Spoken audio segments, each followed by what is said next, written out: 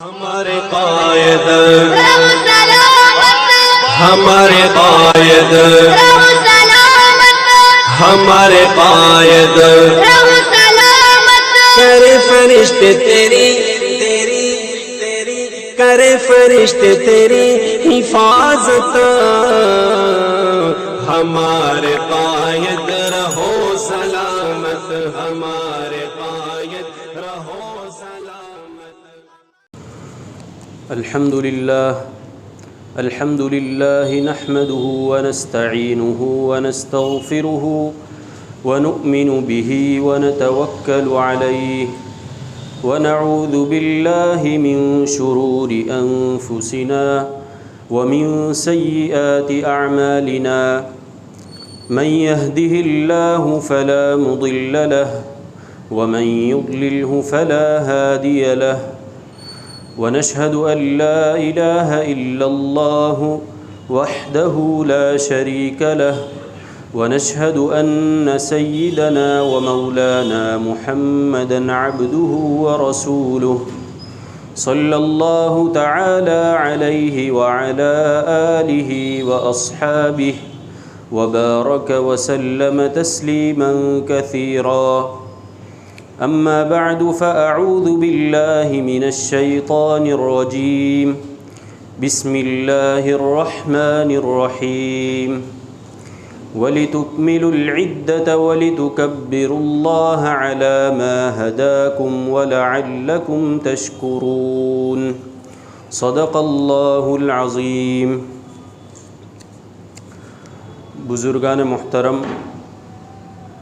और मेरे अज़ीज़ दोस्तों, अल्लाह ताला का जितना भी शुक्र अदा किया जाए कम है, इसलिए कि अल्लाह ताला ने हमको एक और रमज़ानुल मुबारक का महीना अता फ़रमाया और उसमें अपनी इबादत करने की तौफ़ीक़ अता फ़रमाई। देखो, हम सब जानते हैं कि इस मर्तबा जो हमने रमज़ानुल मुबारक का महीना गुजारा और ईद मनाई, वो ऐसे 2 साल के बाद मनाई जिसके अंदर हम मायूस जैसे हो गए थे। लेकिन अल्लाह ताला ने हम पर एहसान फ़रमाया, फ़ज़ल फ़रमाया कि हमको फिर पहले जैसी बहारें अता फ़रमाई और हमने मस्जिदों के अंदर तरावीह की नमाज़ अदा की। तो ये अल्लाह तबारक व तआला का शुक्र अदा करने का मौका है, इसलिए कि हमारे दिल में बहुत सी मर्तबा ऐसे ख़यालात आते हैं कि भाई हमने तो ठीक है रोज़े तो रखे, तरावीह की नमाज़ भी पढ़ी, लेकिन जैसा उसका हक़ था वैसा अदा नहीं कर सके।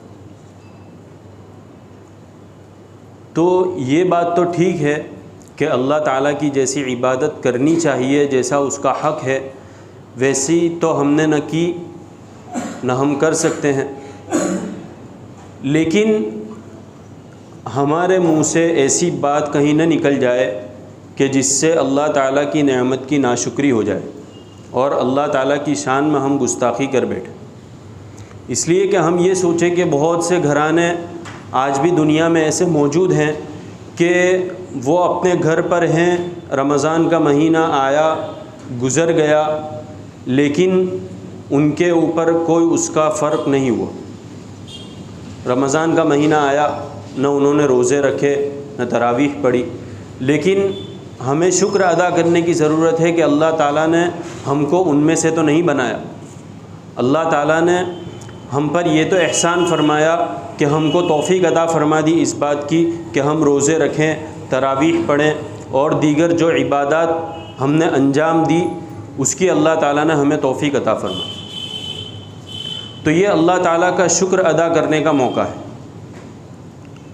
नबी करीम सल्लल्लाहु अलैहि वसल्लम का इरशाद है, लिस्साइमी फ़रहतान, फ़रहतुन इंद फ़ित्रिह व फ़रहतुन इंद लिक़ाइ रब्बी। नबी करीम सल्लल्लाहु अलैहि वसल्लम फ़रमाते हैं कि रोज़ेदार के लिए दो खुशियां हैं।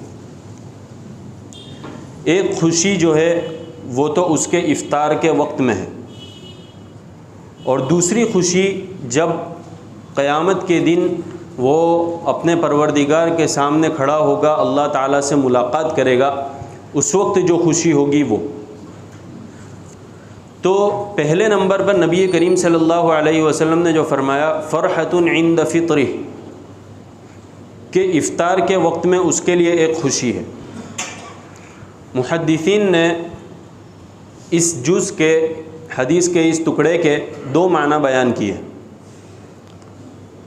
एक माना तो ये है कि रोज़ाना रमज़ान के महीने में जब रोज़ेदार गुरूब आफ्ताब के वक्त इफ़्तार करता है, उस वक्त उसको जो खुशी होती है उसको हदीस में बयान किया गया है फ़रहतुन इंद फ़ित्री, कि उसके लिए जब वो इफ़्तार करता है उस वक्त उसके लिए खुशी है।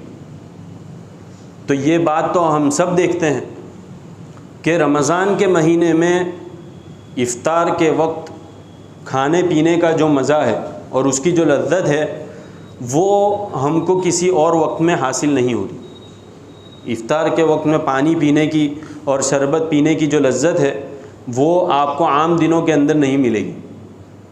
इसको नबी करीम सल्लल्लाहु अलैहि वसल्लम ने इरशाद फरमाया फ़रहतुन इंद फ़ित्री। और दूसरा माना मुहद्दिसीन ने जो बयान किया है वो ये है कि इफ़्तार, देखो फ़ित्र जो है उसके दो माना होते हैं। एक तो ये कि रोज़ा रखकर उसको ख़त्म करना, यानी रोज़ा हमने रखा, उसके बाद गुरूब आफ्ताब जब हुआ उस वक्त हमने इफ़्तार कर दिया, यानी खा लिया। जिन चीज़ों से अल्लाह ताला ने रोज़े में बचने को कहा था वो ख़त्म हो गई, अब हमको इजाज़त मिल गई। और एक माना है रोज़ा न रखना। तो फ़ित्र के एतबार से नबी करीम सल्लल्लाहु अलैहि वसल्लम का ये जो इरशाद है फ़रहतुन इंद फ़ित्री, तो मुहद्दिसीन ने दूसरा माना ये बयान किया है कि उसके लिए एक खुशी ईदुल फ़ित्र के दिन है, यानी ईदुल फ़ित्र का जो दिन है उस दिन रोज़ेदार को जो खुशी होती है उसको नबी करीम सल्लल्लाहु अलैहि वसल्लम ने फरमाया फ़रहतुन इंद फ़ित्री। और दूसरी जो खुशी नबी करीम सल्लल्लाहु अलैहि वसल्लम ने बयान फरमाई, हकीकत में तो वही खुशी है फ़रहतुन इंद लिक़ाइ रब्बिह, कि बंदा जब दुनिया से चला जाएगा, अल्लाह ताला से मुलाकात करेगा, उस वक्त जब उसको उसके नेक आमाल का बदला दिया जाएगा जन्नत की शक्ल में, उस वक्त जब रोज़ेदार खुश होगा, उसको नबी करीम सल्लल्लाहु अलैहि वसल्लम ने फरमाया फ़रहतुन इंद लिक़ाइ रब्बिह। तो फ़रहतुन इंद फ़ित्री, ईदुल फ़ित्र की खुशी क्या है? तो देखो अल्लाह ताला ने हम पर बहुत बड़ा एहसान फरमाया कि हमको इतना प्यारा दीन अता फ़रमाया और इतने प्यारे नबी की उम्मत में से बनाया, और उसके त्योहारों का जो निज़ाम है वो दुनिया के तमाम मज़ाहिब से निराला है। हमारे लिए हमारी शरीयत में दो त्यौहार अल्लाह ताला ने मुकर्रर किए, एक है ईदुल फ़ित्र और दूसरा है ईदुल अज़हा। और उसके लिए जो दिनों का इंतखाब किया, जो दिन उन त्योहारों के लिए सिलेक्ट किए अल्लाह ताला ने, वो भी दुनिया के दिनों से निराले हैं। ईदुल फ़ित्र जो है वो पहली शव्वाल को होती, और ईदुल अज़हा 10 ज़िलहिज्जा को। तो ये जो दो दिन अल्लाह ताला ने हमारे लिए मुंतखब किए हैं ये भी बिल्कुल निराले हैं। किस तरह?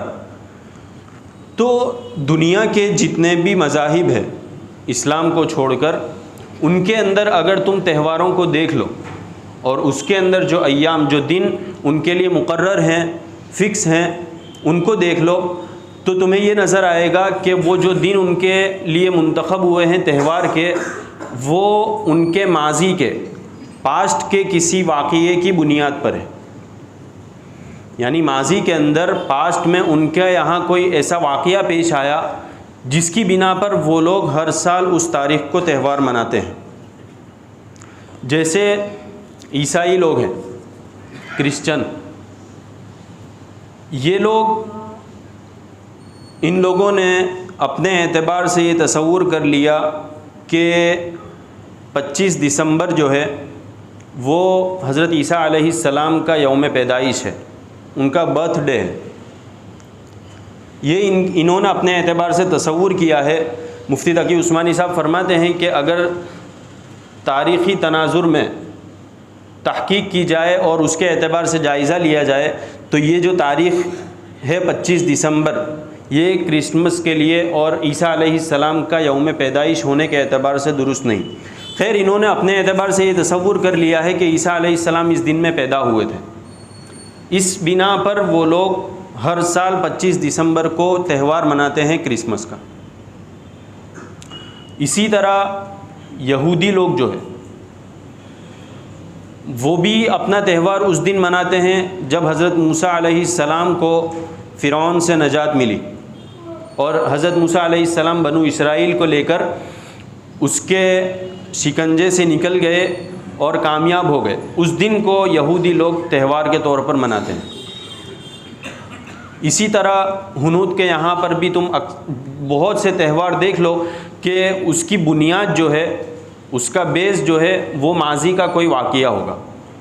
लेकिन इस्लाम ने हमको जो 2 त्यौहार दिए हैं उनको तुम देख लो, उनकी तारीख़ को देख लो और उसके एतबार से तुम तारीख़ी जायज़ा ले लो। उस दिन तुमको कोई ऐसा मखसूस वाक़या नहीं मिलेगा और ऐसा नहीं है कि उस वाक़ये की बुनियाद पर अल्लाह ताला ने हमको ये 2 त्यौहार दिए हो। एक शव्वाल की तारीख़ देख लो पूरी हिस्ट्री में, इसी तरह 10 ज़िलहिज्जा की तारीख़ देख लो, तुमको कोई ऐसा वाक़या नहीं मिलेगा जिसकी बुनियाद पर हम ये त्यौहार मनाते हैं। बल्कि ये अल्लाह ताला का अनोखा अंदाज़ है हमें त्यौहार अता फ़रमाने का कि हमारे लिए ईद का दिन, त्यौहार का दिन ऐसा मुकर्रर फरमाया कि इन दोनों दिनों में मुसलमान, दुनिया भर के मुसलमान एक अज़ीम इबादत को अंजाम देकर फ़ारिग होते हैं। एक शव्वाल को देख लो, रमज़ानुल मुबारक के अंदर हमने अल्लाह ताला की इबादत की, पूरा महीना रोज़ा रखा, खाने पीने से सिर्फ़ अल्लाह ही के लिए हम रुके रहे, हमने तरावीह पढ़ी और दीगर इबादत जो अंजाम दी अल्लाह की तौफ़ीक़ से। तो ये अज़ीम इबादत रोज़े और तरावीह की जो है उससे हम फ़ारिग हुए।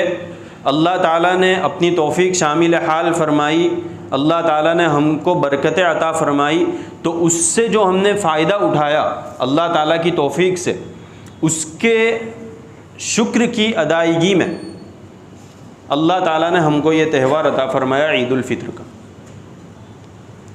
और दूसरा त्यौहार देख लो ईद उल अज़हा का। तो ईद उल अज़हा जो है वो भी एक अज़ीम इबादत की अंजाम दही के बाद एक बड़ी इबादत मुसलमान अंजाम देते हैं, हज की इबादत। हम सब जानते हैं कि हज का जो सबसे अहम रुकन है, फ़रीज़ा है, वो वक़ूफ़ अरफ़ात का है। 9 ज़िलहिज्जा को दुनिया भर के मुसलमान जो हज के लिए आते हैं तो वो अरफ़ात के मैदान में आकर अल्लाह ताला की इबादत को अंजाम देते हैं, एक फ़रीज़े को अंजाम देते हैं। उसके बाद 10 ज़िलहिज्जा को उसी की खुशी में अल्लाह ताला ने हमको ईद उल अज़हा का त्यौहार अता फ़रमाया। तो ये देखो, तारीख़ी तनाजुर के एतबार से देखें तो हमारे दोनों त्यौहार पास्ट के, माजी के किसी वाक़ये के बेस पर नहीं। इससे अल्लाह ताला ने हमको एक सबक दिया है। सबक हमें ये दिया कि हर शख्स को जो फ़ायदा होगा आखिरत का वो सिर्फ़ ख़ुद उसके अमल से होगा। देखो, वैसे देखने जाए तो मुसलमानों की तारीख़ जो है वो इस किस्म के वाक़यात से ऐसा नहीं है कि भरी ना हो, बल्कि हमारी तारीख़ जो है वो तो इन गोल्डन टाइम्स से माला माल है, भरी पड़ी है। अगर हमको माजी के किसी वाक़ये की बुनियाद पर त्यौहार मनाना होता तो क्या यौम बद्र जो है वो कोई कम ऐसा मौका है कि उसके ऊपर ईद न मनाई जाए। जंगे उहुद और अहज़ाब, नबी करीम सल्लल्लाहु अलैहि वसल्लम की पैदाइश का दिन, फ़तह मक्का का दिन, ये सब तो वाक़यात ऐसे हैं कि दीगर मज़ाहिब के पास इन जैसे वाक़यात मौजूद भी नहीं। उसके बावजूद भी हमारे त्यौहार जो है वो इन वाक़यात की बेस पर नहीं। तो अल्लाह ताला हमको ये सबक देना चाहते हैं कि अगर तुम्हारे आबा व अजदाद ने कोई कारनामा अंजाम दिया, कोई जंग जीत ली, कोई वाक़या ऐसा पेश आया कि जिसके ऊपर तुम बहुत ज़्यादा खुश हो गए, उसके ऊपर तुम फ़ख्र तो कर सकते हो, उसको तुम अपनी तारीख़ तो बना सकते हो, उससे सबक तो हासिल कर सकते हो, लेकिन सिर्फ़ उसकी बुनियाद पर तुम्हारा फ़ायदा हो जाए ये काफ़ी नहीं, ये ज़रूरी नहीं। बल्कि तुमको अगर तुम्हारी आखिरत का फ़ायदा देखना है, तुम्हें अपनी आखिरत बनानी है, तो तुमको ख़ुद अमल करना होगा। तो अल्लाह ताला ने हमारे लिए जो त्यौहार के दिन मुकर्रर किए, मुंतखब किए, उससे अल्लाह ताला हमको यही सबक देना चाहते हैं। खैर, तो अल्लाह ताला ने हमको ईद उल फ़ित्र का मौका अता फ़रमाया। अब ईद उल फ़ित्र जिस दिन हुई, उससे पहले की जो रात थी, यानी 30 रोज़े हमने मुकम्मल किए, उसके बाद जो रात आई उसको लैलतुल जाइज़ा कहा गया है। उसके बारे में नबी करीम सल्लल्लाहु अलैहि वसल्लम का इरशाद है कि लैलतुल जाइज़ा जो है उसके अंदर अल्लाह ताला अपने बेशुमार बंदों को इनामात से नवाजते हैं। मुसलमानों ने जो अल्लाह ताला की इबादत अंजाम दी, अल्लाह ताला उसका इनाम देते हैं। और उसके बाद जब ईद का दिन आता है तो ईद के दिन अल्लाह ताला फ़रिश्तों को मुसलमानों के जो महल्ले हैं उनके सिरों के ऊपर भेज देते हैं और फ़रिश्तों के ऊपर अल्लाह ताला फ़ख्र करते हैं। फ़ख्र किस बात का करते हैं?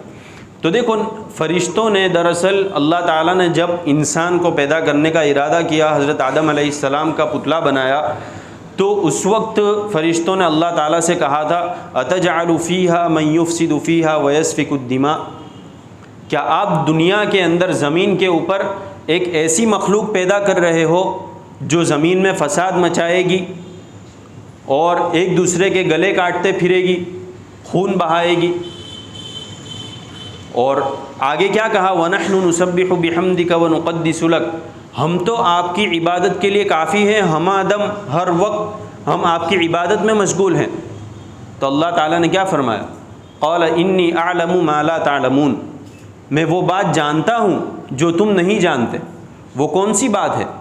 वो बात यही है, अल्लाह ताला फ़रिश्तों से यही कहते हैं कि तुम अगर मेरी इबादत करते हो तो इसके अंदर तुम्हारा कोई कमाल नहीं है, इसलिए कि फ़रिश्तों के अंदर तो अल्लाह ताला ने फ़साद का, गुनाह का मादा ही नहीं रखा है। अगर वो लोग अल्लाह ताला की नाफरमानी करना चाहें, गुनाह करना चाहे, तब भी नहीं कर सकते। तो अल्लाह ताला फ़रिश्तों पर यही फ़ख्र करते हैं कि देखो, तुम कहते थे कि ऐसी मखलूक को पैदा करते हो जो ज़मीन में फ़साद मचाएगी, खून करेगी, लेकिन मैं जानता हूँ ये बात कि जब मेरा हुक्म आ जाएगा, जब मैं इनसे कह दूँगा कि इस वक्त तुम मत खाओ, जब मैं कह दूँगा कि इस वक्त तुम्हारे लिए पीना जायज़ नहीं और अपनी जो जिनसी ज़रूरत है उसको पूरा करना हलाल तरीके पर भी जायज़ नहीं, तो ये लोग सिर्फ़ मेरे कहने के मुताबिक रुक जाएंगे। इसी वजह से तो ये रमज़ान के रोज़ों का जो सवाब मिलता है उसके बारे में इरशाद है, अस्सौमु ली, यानी जो दीगर इबादतें हम अंजाम देते हैं उनका सवाब तो अल्लाह ताला फ़रिश्तों के ज़रिए से हमको देते हैं, लेकिन रोज़े के मुतालिक अल्लाह ताला फरमाते हैं अस्सौमु ली, रोज़ा जो है वो मेरे लिए है। इसलिए कि रमज़ान के अंदर रोज़े की हालत में जो भी रोज़ेदार है वो खाने पीने से किसके खौफ से रुकता है? सिर्फ़ अल्लाह ताला के खौफ से। घर के अंदर अगर कोई मौजूद ना हो, सख्त गर्मी में दोपहर में ठंडा पानी, ठंडे मशरूबात मौजूद हो, लेकिन उसके बावजूद भी कोई रोज़ेदार उसकी तरफ देखता भी है? नहीं देखता। किस वजह से? सिर्फ़ अल्लाह ताला की खौफ की वजह से। तो अल्लाह ताला वही कहते हैं अस्सौमु ली, और उसके बाद आगे जो जुज़ है व अना अज्ज़ी बिही, और मैं ही उसका बदला दूंगा। यानी उसका बदला, रोज़े का बदला जो है, रोज़े का जो सवाब है वो अल्लाह ताला ख़ुद अता फ़रमाएंगे। और जैसा कि तुमने फ़ज़ाइल आमाल की तालीम में भी सुना होगा, बाज़ मुहद्दिसीन ने इसके दूसरे जुज़ को इस तरह पढ़ा है, व अना उज्ज़ा बिही। अज्ज़ी बिही का मतलब होता है रोज़े का बदला जो है वो मैं ख़ुद दूँगा, और उज्ज़ा बिही का मतलब ये होता है कि रोज़े के बदले में मैं ख़ुद मिलूँगा। उज्ज़ा बिही, मैं ख़ुद तुमको दिया जाऊँगा। तो ये अल्लाह ताला की हमसे मोहब्बत का मज़हर है। अल्लाह ताला हमसे मोहब्बत करते हैं, इसी वजह से तो हमको अल्लाह ताला ने रमज़ानुल मुबारक का मौका अता फ़रमाया। तो अल्लाह ताला फ़रिश्तों के ऊपर फ़ख्र फरमाते हैं ईद के दिन, और फिर फ़रिश्तों से पूछते हैं कि उस मज़दूर का क्या बदला हो जो अपनी मज़दूरी पूरी कर दे। तो फ़रिश्ते कहते हैं कि उसका बदला तो यही है कि उसकी मज़दूरी जो है वो पूरी दे दी जाए। तो फिर अल्लाह ताला फ़रिश्तों को गवाह बनाकर कहते हैं कि मेरे बंदों को मैंने मुआफ़ कर दिया, और उनकी जो कोताहियाँ हैं, उनकी जो सय्यात है, उनको भी हसनात से बदल दिया। तो ये अल्लाह ताला ने अपना जो काम था वो पूरा कर दिया। अब हमें इस फ़िक्र में नहीं रहना कि हमने तो कहाँ इबादत की, इबादत का जैसा हक़ था वो कहाँ अदा किया, ये सब की फ़िक्र में नहीं रहना। अल्लाह ताला ने वादा किया है तो अल्लाह ताला ने अपना वादा पूरा कर दिया, और हम सब की इंशाअल्लाह अल्लाह ताला ने मग़फ़िरत फ़रमा दी। तो अब ये जो वक्त है, अल्लाह ताला का हम पर एहसान हुआ कि अल्लाह ताला ने ईद का दिन भी अता फ़रमाया, और जब ईदगाह से सब मुसलमान निकले, घर पहुँचे, उससे पहले उनकी तमाम की मग़फ़िरत हो चुकी। ये अल्लाह ताला का वादा है, और इन्नल्लाह ला युख़्लिफ़ुल मिआद, अल्लाह ताला वादा खिलाफ़ी नहीं करते। तो हमें इस पर यकीन जमाना है कि जो भी इबादत हुई, बेशक उसमें कोताहियाँ हुई, लेकिन उसके बावजूद भी अल्लाह ताला ने हमारी टूटी फूटी इबादतें जो थी उसको कबूल कर लिया, और हमारी मग़फ़िरत का जो वादा किया था वो अल्लाह ताला ने पूरा कर दिया। लेकिन अब अल्लाह ताला ने हमको बिल्कुल साफ़ सुथरे, उजले, सफ़ेद कपड़े की तरह कर दिया। अब ज़िम्मेदारी हमारी आती है कि हम इस कपड़े को, साफ़ सुथरे कपड़े को, उजले कपड़े को, सफ़ेद कपड़े को गुनाहों के धब्बे से किस तरह बचाते हैं। अब हमारे ऊपर ये ज़िम्मेदारी है कि अल्लाह ताला ने जब हमको गुनाहों से साफ़ कर दिया, तो हम अपने आप को हर छोटे बड़े गुनाह से, अल्लाह ताला की किसी भी तरह की मासियत से अपने आप को बचाएं। ये हमें ज़रूरत है। और देखो, अब भी हमारे जहनों के अंदर बसा औक़ात ये बातें आ जाती हैं। हम रमज़ान के अंदर तालीम वग़ैरह में, बयानों में सुनते थे कि रमज़ान के महीने में शयातीन को क़ैद कर दिया जाता है।